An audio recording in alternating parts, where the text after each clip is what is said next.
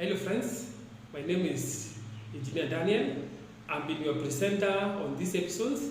Welcome to the part 2 of the Fall of Man. Welcome to part 2 of Fall of Man. Let us pray. Thank you, Lord, King of Glory, for yet again giving us time and opportunity, Lord. Thank you for giving me energy, Lord, for I know that the devil doesn't want King of Glory for this presentation to go on.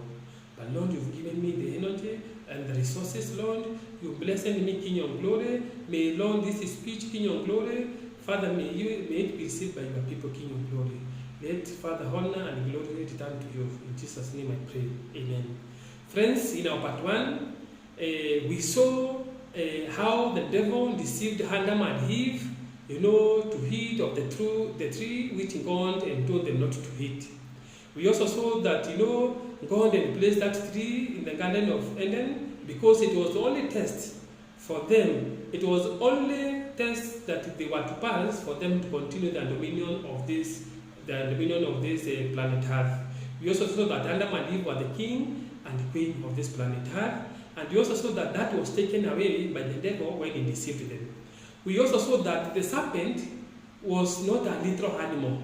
It was the devil himself, as Revelation chapter 12 verse 9 revealed to us, that the serpent of old is called the devil, the Satan himself. So he either disguised himself or he used the devil as a medium for him to communicate. We also saw that the sins of the devil are the evil people. The people that allow the Satan to use them. Like, Cain was a seed of the devil. He allowed the devil to use him to kill what? To kill his brother. So, in our part 2 of the fall of man and the plan of redemption, we are going to start to answer a few questions. And the first question that I want us to answer is, who is the seed of woman and the woman? Who is the seed of woman and the woman? Let us turn with me in the book of Galatians chapter 3. Turn with me in the book of Galatians, chapter 3 and verse 16. The word of God says that he would grant you, that was the question. I'm looking for Galatians chapter 3 verse 16. It says, now to Abraham and his seed were the promises made. He does not say, and to sins, as of many, but as of one, and to your seed, who is Christ. The seed of the woman is none other than what? Is none other than Jesus Christ. The book of Galatians tells us, as to the promises which were given to Abraham, we are told that it doesn't say to the sins, not the sins, but to sin, as to one seed. And to your seed, who is what? Who is Christ. So Galatians clearly, identifies for us that Christ was what? Christ was the seed that was promised. Now to Abraham and his seed were the promises made. Who is the seed? Jesus Christ is the seed.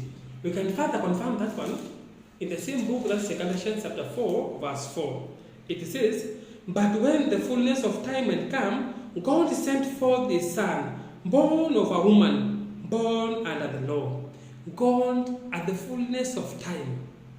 At the fullness of time. But when the fullness of time had come, God sent forth his Son, born of a woman. To come and do what? And redeem us. God sent forth his Son, born of a woman, to come and redeem us. Folks, the seed of the woman is none other than who? Jesus Christ. Folks, in Genesis 3:15, God's declaration of war between the serpent and the seed, it was a war that Christ would come and fight on our behalf. Christ is the seed of a woman that God promised to send. Notice Matthew chapter 1 and verse 16. Matthew chapter 1 and 16, it shows of genealogies. Matthew chapter 1 and verse 16. I want to read it so that I can understand what I'm saying. Genealogies. It says, Matthew chapter 1 and verse 16. And Jacob begot, maybe I can even start as far as, let me start where they started. where it started in Matthew chapter 1 from verse 2. It is giving us genealogy. It gives a genealogy from Abraham all the way to the birth of Jesus Christ. And this is what it says. Abraham begot Isaac. Isaac begot Jacob. And Jacob begot, Judah and his brothers. Judah begot Perez. Perez begot Hezron. Hezron begot Ram. So in other words, it is telling us Daniel begot, Daniel Jr. Abraham begot Isaac. Isaac begot Jacob. It is showing us the father and his children. It is showing us the lineage that brought the true seed, that is Jesus Christ. So in this one, what I wanted to do, these brothers, is that a father is getting what? A son. And then the son got a son, and the son got son. But when it comes to the case of Jesus Christ, now in verse 16, it is different. What do I mean? Let us read verse 16 so that you can understand what I mean. And Jacob begot Joseph. So Joseph was the son of Jacob. And Jacob begot Joseph, the husband of Mary, of whom was born Jesus, who is Christ. So when it comes to Jesus, it doesn't say Joseph begot Jesus. No, brothers. It is Joseph, the husband of Mary. Mary, of whom was born Jesus. Jesus is born of a woman called Mary. He is not a begotten of Joseph, because Joseph was not the father of who? Jesus Christ. It is very important, brothers, for you to understand that Jesus was not the son of who? Joseph, because his coming to this world was different from what? From all the rest. So, as you've seen, Jacob begot Joseph, the husband of Mary, of whom was born Jesus. From the verses, it is very unusual that Jesus is born of a woman, but is not begot of Joseph. Abraham begot Isaac, Isaac begot Jacob, Jacob etc. This is not the case of Jesus Christ. In all genealogies, a male begats a male. For example, when you go to Genesis chapter 5, a male begats a male. Genesis chapter 5. It is showing us genealogies from Adam all the way to who? All the way to Noah. In Genesis chapter 5, in this case, but in the case of Jesus, he was born of Mary, his mother, but was not begot of who? Joseph. That is Mary's husband. The reason as to why is because Jesus was the son of God and God was his father. So Jesus was not the son of Joseph. Jesus was the son of who? God himself. That's why genealogies are seen. You read the genealogy of Adam all the way to Noah. It is Adam begat son Seth. Seth begat, you see, they follow. Seth begat Enosh. Enosh begat, Cain. Cain, begat Mahalalel. Mahalalel begat, he begat Jared. And Jared, it continues, he begat Enoch. And Enoch, it continues. A son begat, a male begat a male. But when it comes to the case of Jesus, it is different. Because Jesus was the son of what? Was the son of God, and God was his father. So Jesus came to the world differently. This was contemplated in Genesis 3:15, where it says the seed. It does not say that the seed will be born of a man, from a man and a woman, but it says seed will be born of a woman. Let us read Genesis 3:15 so that you can see how God works in a marvelous way, brothers. It is a prophecy told when he was declaring the war to the serpent. In Genesis 3:15 it says, "And I will put enmity between you and the woman, and between your seed and her seed, the seed of a woman. And he shall bruise your head, and he shall bruise his heel." Notice, it is enmity between a woman's seed. I'll put enmity between the woman and you, and the woman's seed and your seed. Adam was only kept far away. When the prophecy is being put, God declares prophecy, it is between what? The woman and the seed, and the woman's seed and the serpent. This is so, and God and the Lord contemplated the same. And that's why when you read Revelation chapter 12, from these verses, you see the seed of a woman is who? Is Jesus Christ. Let us read in the book of Revelation so that at least it can be clearer to us, brothers. Revelation chapter 12. Revelation chapter 12, verses 1, it says, Now a great sign appeared in heaven, woman clothed with sun, with moon and her feet, and on her hands a garland of 12 stars. Verse 2, Then being with child, she cried out in labor and in pain to give birth. Verse 5, She bore a male child, who was to rule all nations with a rod of iron, and her child was caught up to God and his throne. Friends, from the verses, the seed of a woman is Jesus Christ himself. All the verses from Galatians, Matthew, and Revelation tells us Jesus was the promised seed. The seed that was going to come and rescue that which Adam and Eve and all their descendants had lost. Notice, it is not only Adam and Eve, because the scripture tells us that all have sinned and come short of the glory of God, and none is righteous. That is, when we read from the book of Romans chapter 3 verse 23, we are told that this seed was to come and rescue all that was lost, not only by Adam and Eve, but even their descendants. Because the Bible says, all have sinned and come short of what? The glory of God.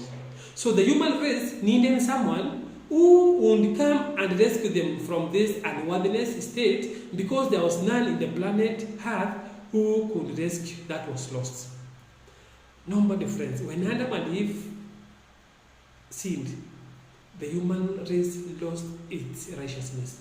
So unless God would send someone from somewhere, from heaven, to come and rescue us, there was no one who was good who could save us. So that is why someone was needed who could come and rescue us from our unworthiness state. Someone not from this planet Earth who could rescue all that we had lost. Now, question number 4. How was the seed going now to gain the victory over the Satan? Now that we've realized the seed is Jesus Christ, how was he going to gain this victory over the Satan in order to restore rulership of planet Earth?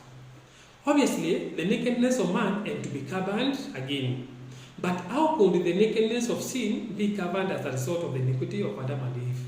That's the question, brothers. How could now this sin cover the nakedness, that nakedness of Adam and Eve, the nakedness of sin, the nakedness of heart? Do you remember after sin, Adam and Eve covered themselves with the fig leaves? Do you remember we saw they covered themselves with fig leaves in Genesis chapter 3? And did they fully cover their nakedness? No. They needed true covering that would cover their nakedness in order to appear before God's judgment. They needed something that would cover them fully, their nakedness, in order to appear before God's judgment bar and obtain that which had been lost. Now, how was the seed going to be able to cover them?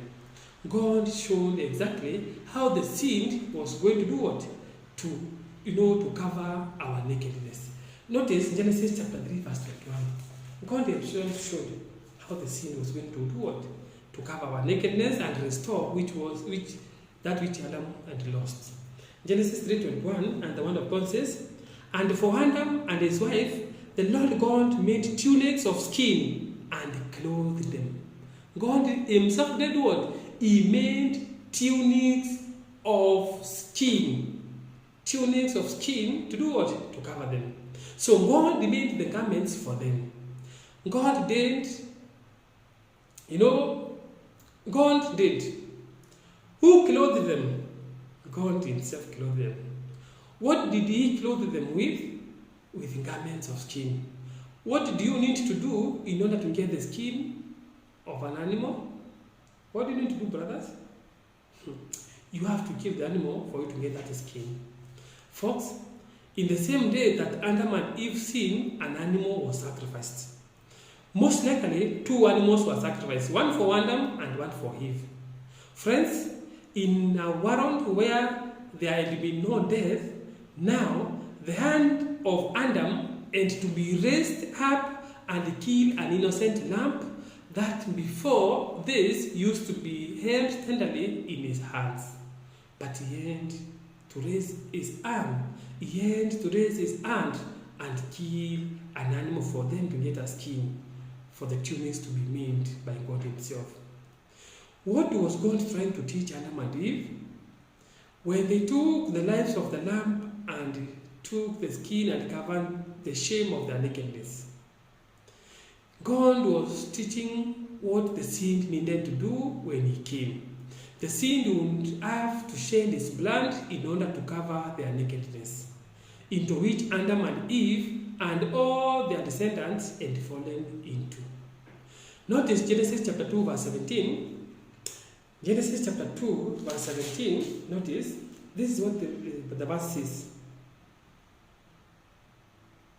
But of the tree of the knowledge of good and evil you shall not eat, for in the day that you eat of it you shall surely die.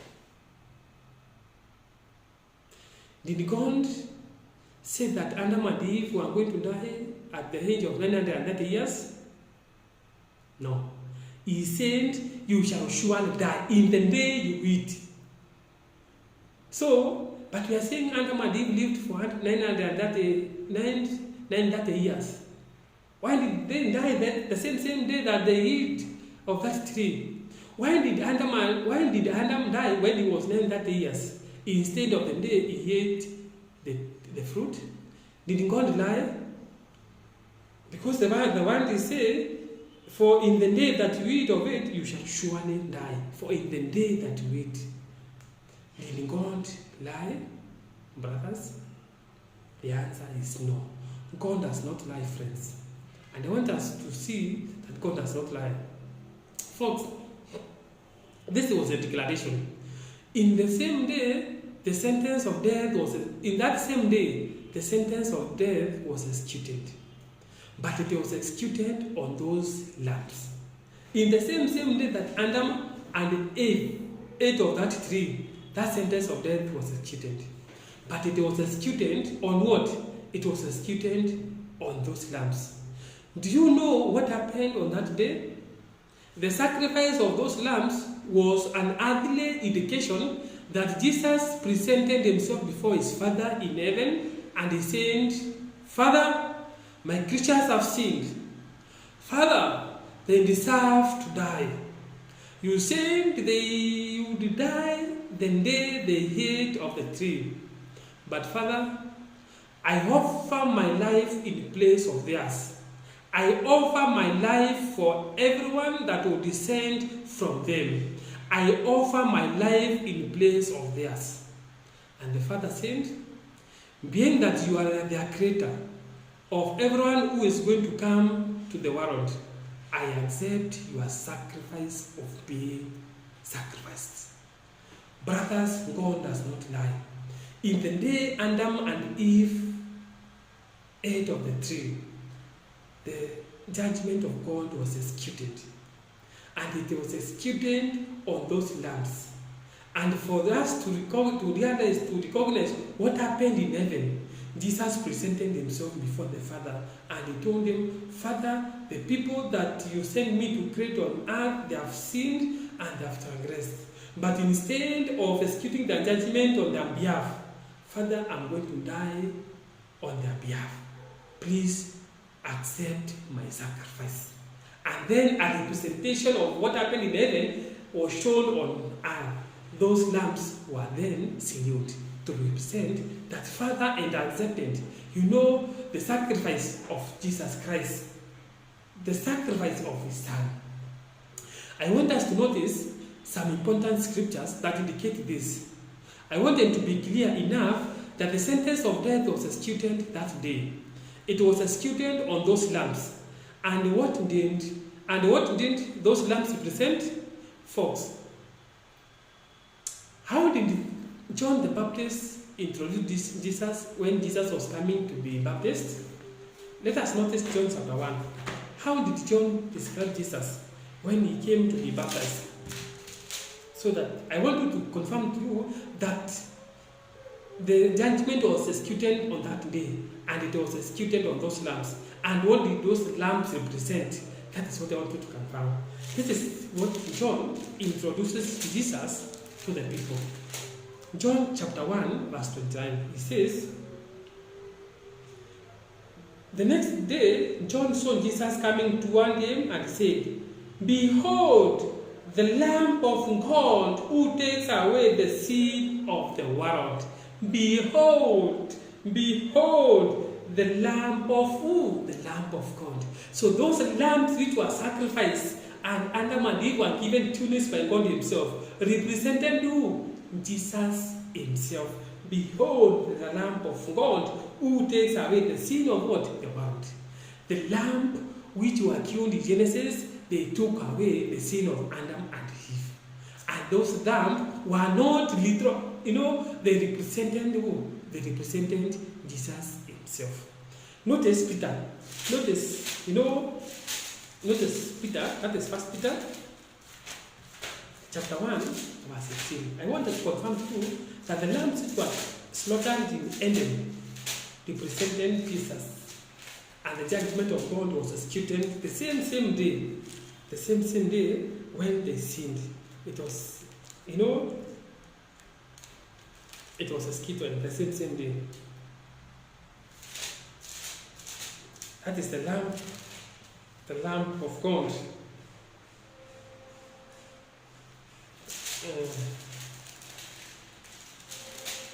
That is 2 Peter chapter 1, verse 18.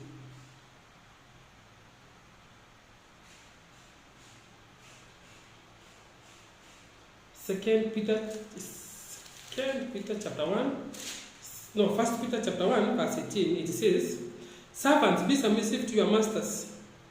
Fear God not only to be in glory, but 2 Peter. It says, 2 Peter chapter 1, verse 18. It indicates that Jesus was sacrificed before the foundation of the world.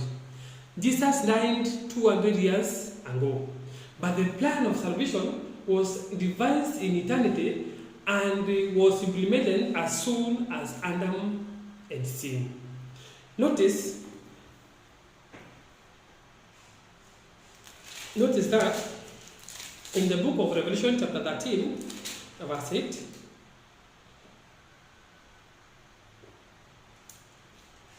Revelation chapter 13, verse 8, I will confirm for you that book of Peter. I think I've confused the verse.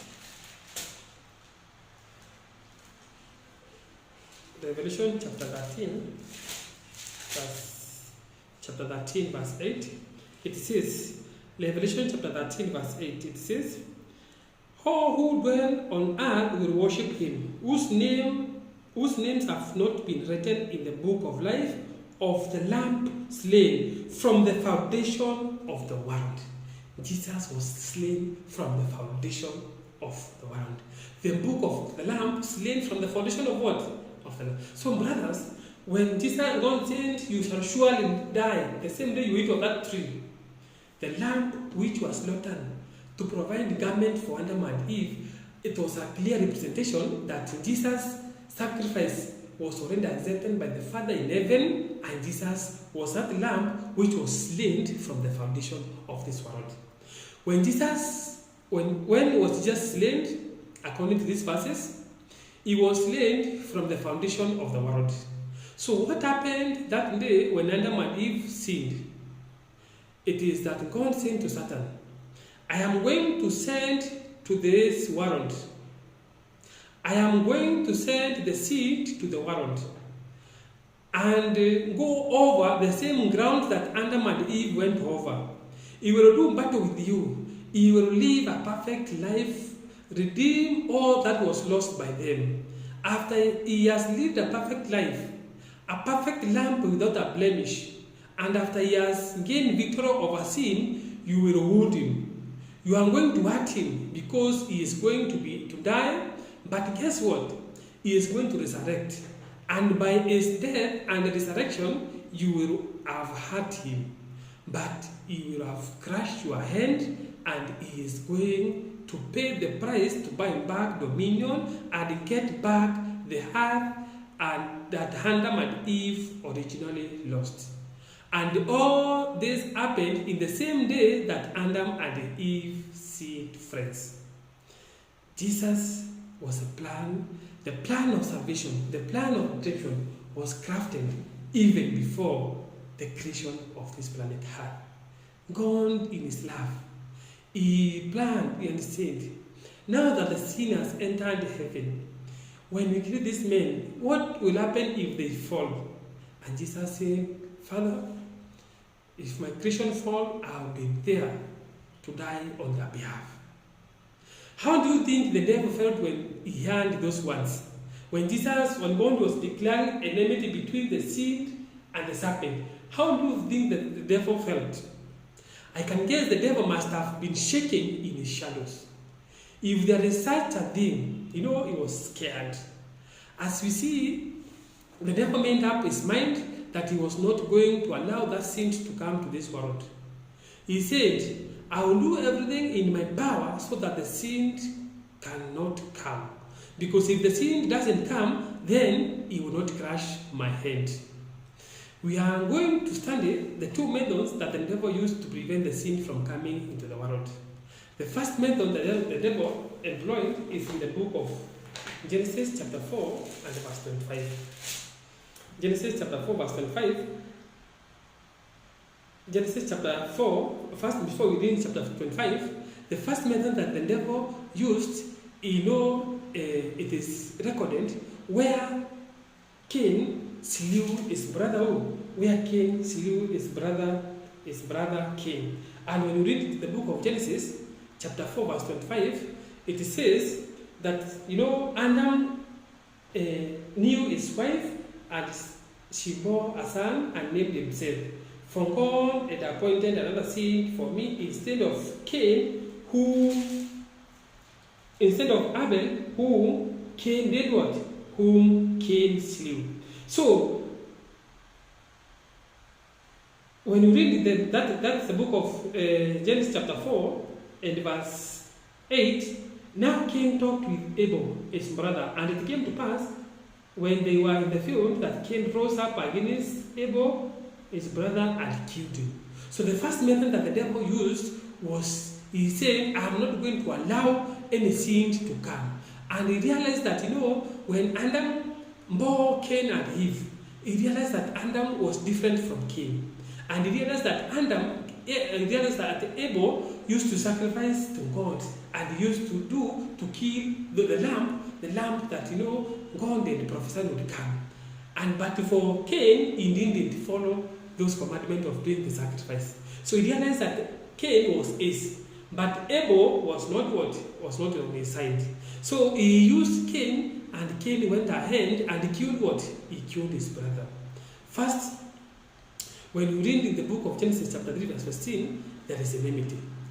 The story of Cain and Abel, there is also enmity. Do you have a woman in the story of Cain and Abel? Yes, we have a woman, which is Eve.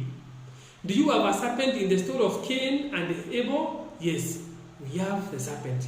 If you go with me in the book of John chapter 3 verse 12, that is where now the serpent is clearly indicated. 3 verse 12. 3 verse 12. It says, 1 John 3:12. 1 John.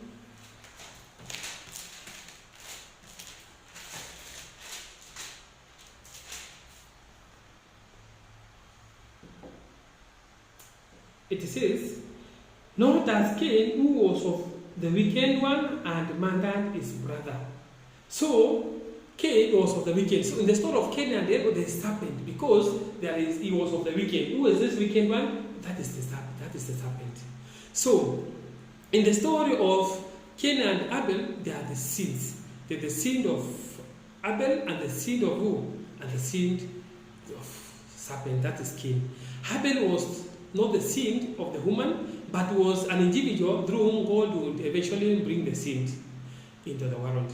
So there are many preliminary sins. There are many preliminary wars before the real war took place and before the real sin comes. Who wanted the death of Abel? Cain? No, brothers.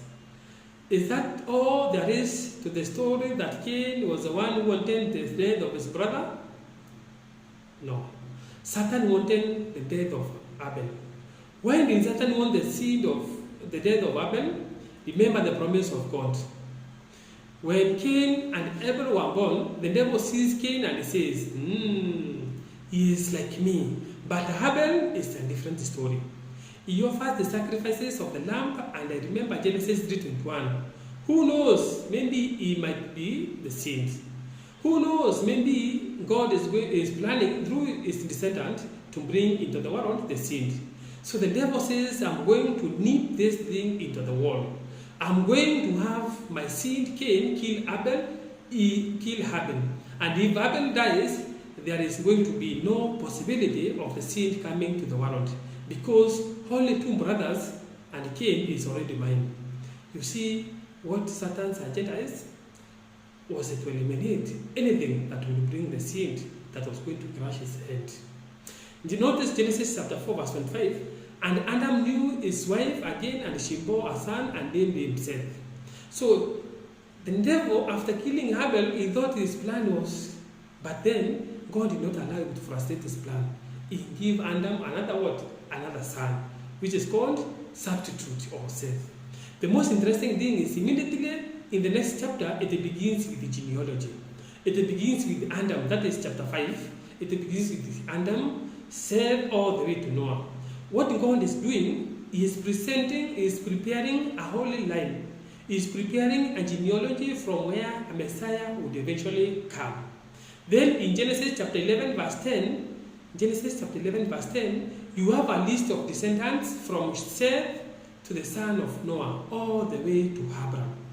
Then in Matthew 1, as we saw, you have a list of descendants from Abraham all the way to the birth of Jesus. Friends, after the birth of Jesus, no more genealogies.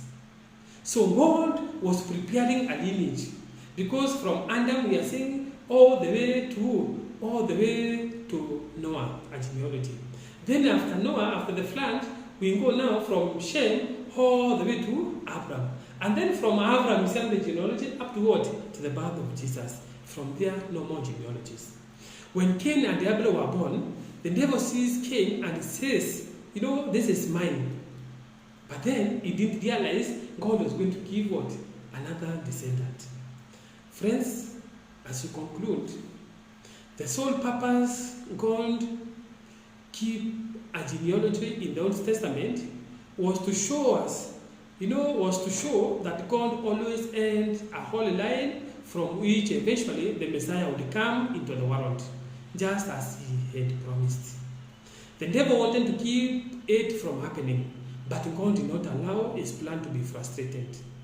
In the fullness of time, the Messiah came to the world, born of a woman, tempted by Satan, lived a perfect, sinless life for 33 years, and at the end of his life, being a perfect lamb without blemish, he offered his blood in place of blood